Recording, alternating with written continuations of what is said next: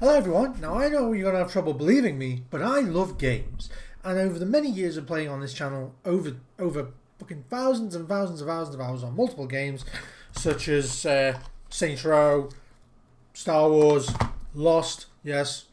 But in all gentleness, my favourite games are always very clear which ones they are. But the biggest issue I've found lately is, because I've moved to a different country, the games that I'm allowed to access in my region are different. And when I say different, I don't mean like I don't have access to the games anymore. No. I still have access to them, but not the ones I paid for. So today I decided I had a really good idea, which is probably going to be a bad idea for all of you, to compare and contrast the versions I'm used to playing to the versions that I've been forced to play. Starting today with Saints Row 2. Now, for those of you who don't know what Saints Row 2 is a quirky crime sandbox where you can fight pimps with a shotgun, customise your character to your heart's content, and impersonate a police officer on live television, beating up people for ratings. And here we have my copy, but there's one problem. It's German. As you can probably guess, as a result of this, several changes to the game itself and the art has been changed for the German market, including but not limited to changing the box art, despite the box art still being present on the main disc, and the removal of this guy. What did he do? But this appears to just be one of many different unexplainable changes that were made on the orders of USK to Volition in order to make the game suitable for the German market. And if you don't know who USK is, don't worry mate, I don't fucking know either. But still, I'm going to do my best to try and explain to you what the USK is based on what I've experienced of it over the past few months and the basic research I've done, which amounts to 16 cans of Red Bull and not guessing what sleep because of the 16 cans of Red Bull. Anyway, so the USK system is a lot similar to what we have in America with the ESRB and what we have in the UK and Europe, because we fucking left it, known as the PEGI system. The fucking what? But in all seriousness though, each rating board has their own colours that they like to put on each game like they're special. And that's how they decide what games are allowed to be played by what age rating, and then children can completely ignore it through their own piles of energy drinks and play them anyway because they told their mum it will be okay. So in short, USK approached Volition and said, we really like your game, but we don't like 80% of it. So can you remove 80% of it in order for it to fit in our ratings boards and then we can actually bring it to our country?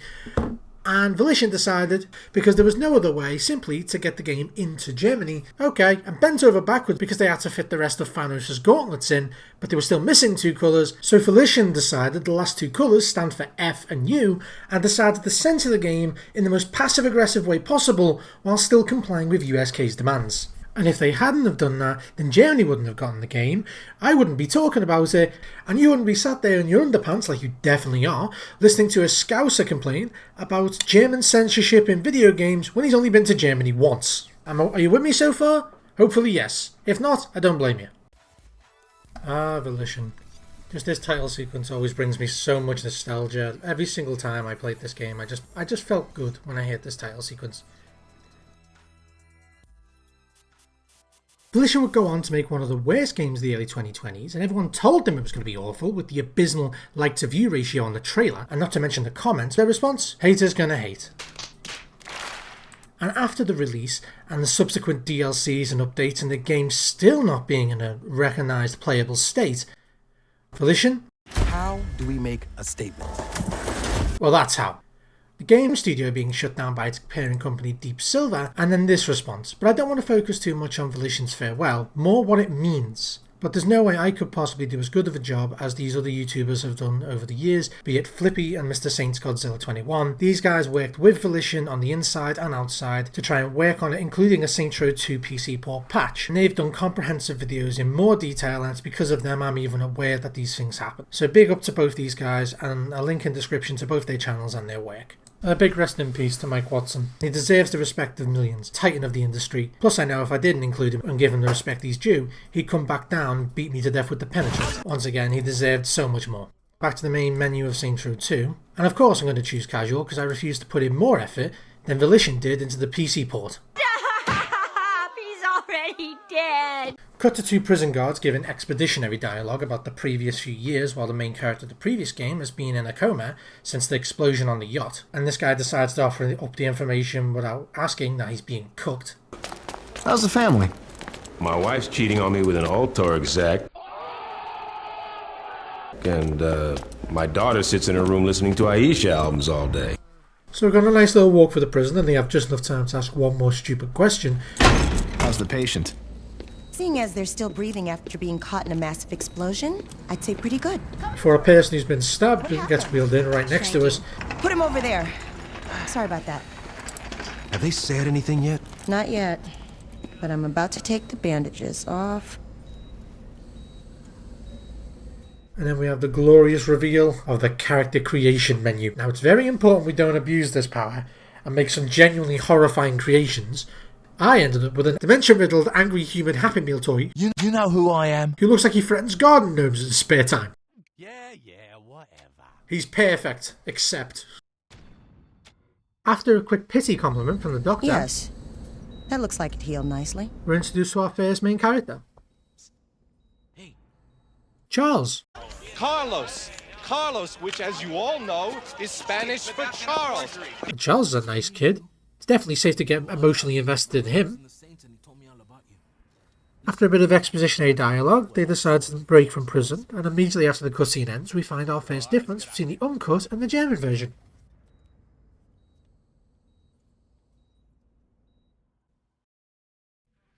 The doctor's missing. Normally you're asked to attack the doctor, but he's not present. I don't know why. Maybe they didn't want to spring for the glorious American healthcare system. This is where Charles gives us two options of how we want to take the game forward, and I chose the tutorial because I have no idea what's been changed and what's been taken out. Can't believe I'm breaking out of jail with you. Just stay focused, little man.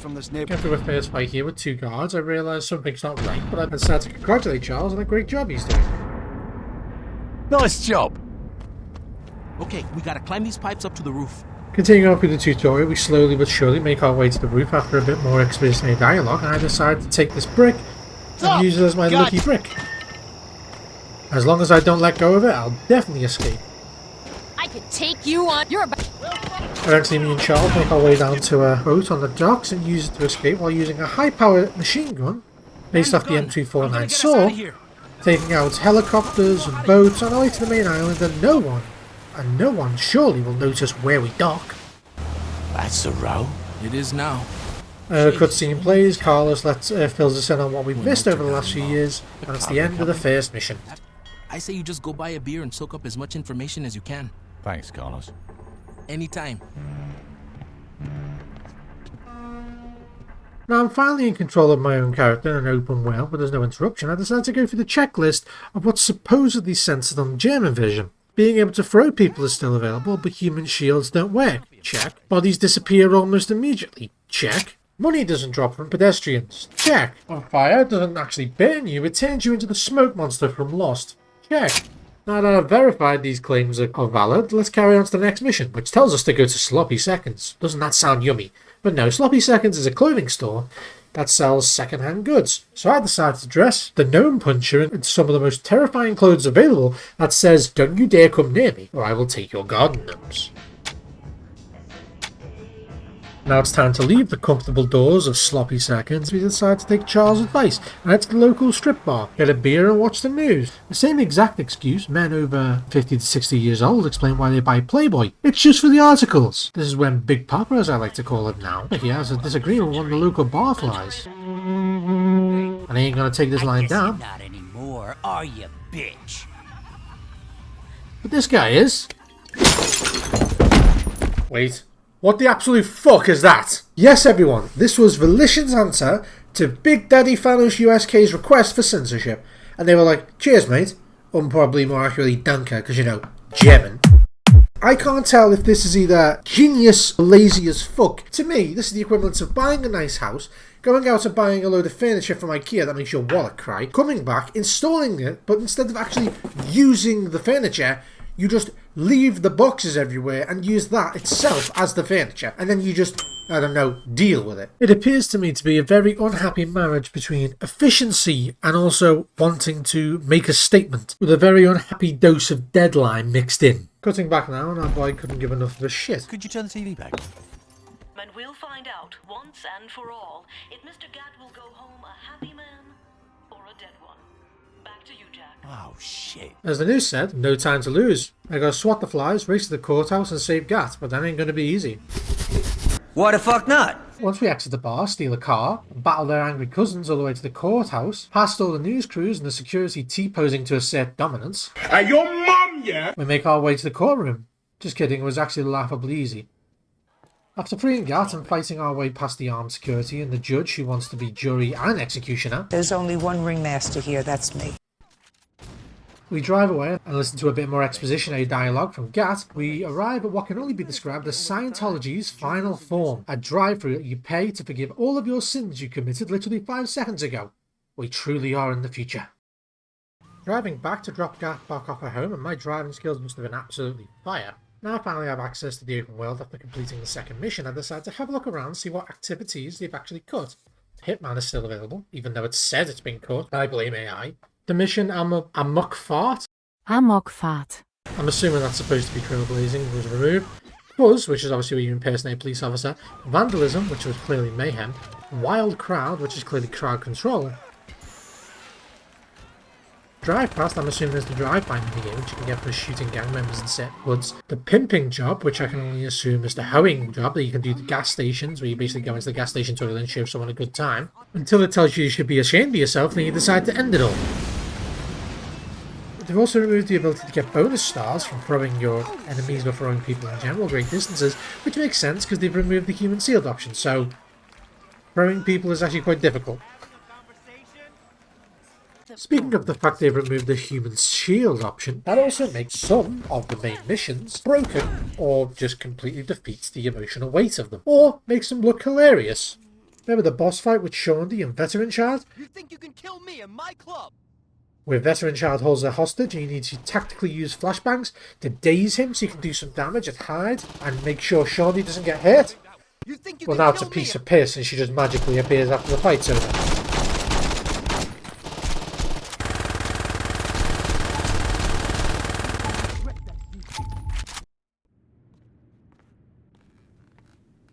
Shandy, you okay? My ex-boyfriend's a dick.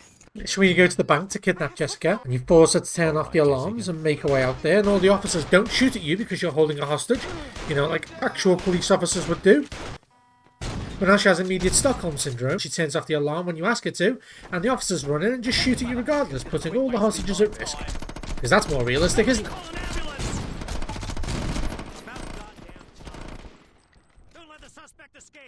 In a strange way, I don't even mind that form of censorship because it's almost made the game more hilarious in some form or another. But what I do mind is when they censor something that has genuinely emotional weight, removing all of the gravity from the choice or what's happening. Especially considering that this was allowed.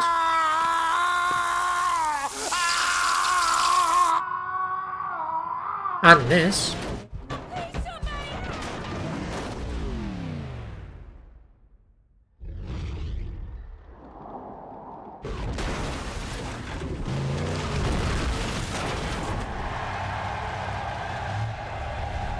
But this wasn't. Especially considering all you see is this.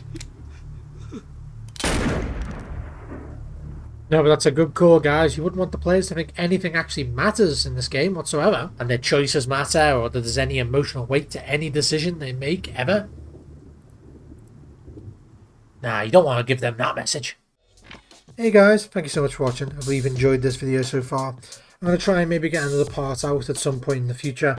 Probably not too far in the future, but this one I must admit did take it out on me somewhere around 20 hours, 24 hours of work in total between recording, editing and sourcing for information. Big thanks to Flippy, big thanks to St. Godzilla 21 for all the information they provided. Big thanks to Mike Watson for giving the last few sadly unhealthy years of his life to the Saints Row community the way he did. As because of him we have the amazing community that we have today in the modding scene as well as in the content creator scene. But yeah, let me know what you feel about this video's process, about the editing style. Try to do a bit of Kadikarus meets Kaza meets Totally Pointless TV. Three of my biggest influences when it came to this type of retrospective / opinionated video piece. Let me know in the comments whether or not you like this type of video. I'll see if I can do some more in the future.